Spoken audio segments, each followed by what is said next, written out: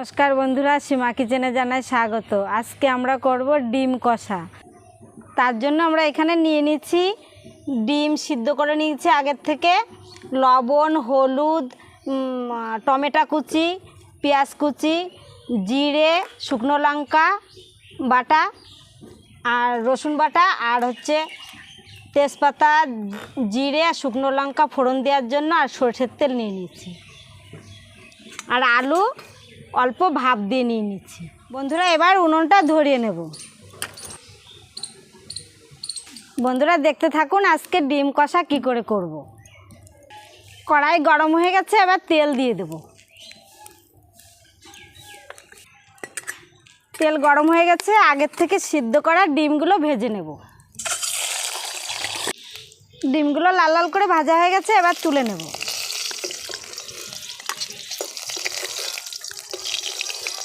এবার তেল দিয়ে দেব, শুকনো লঙ্কা দিয়ে দিলাম, তেজপাতা দিয়ে দিলাম, জিরে ফোড়ন দিয়ে দিলাম, এবার পেঁয়াজ কুচি দিয়ে দিলাম। এবার নাড়াচাড়া করে দেব।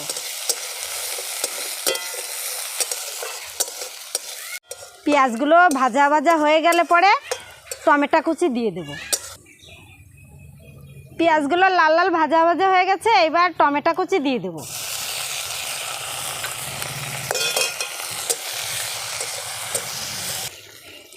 এবার বেটে রাখা মশলাগুলো দিয়ে দেব।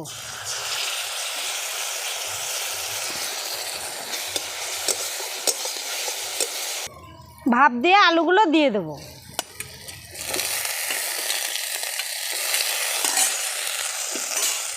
এবার নাড়াচাড়া করে দেব। স্বাদ মতো লবণ দিয়ে দেব।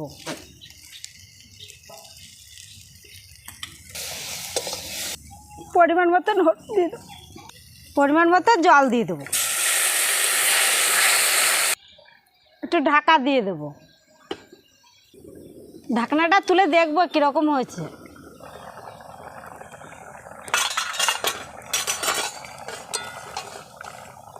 এবার ডিমগুলো দিয়ে দেব।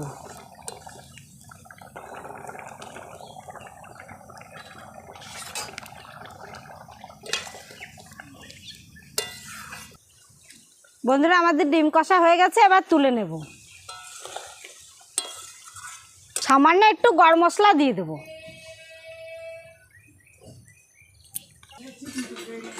আমাদের ডিম কষা হয়ে গেছে। ভিডিওটা ভালো লাগলে লাইক, শেয়ার, কমেন্ট করতে ভুলো না। চ্যানেলটি সাবস্ক্রাইব করে পাশে থেকো। দেখা হবে পরবর্তী ভিডিওতে।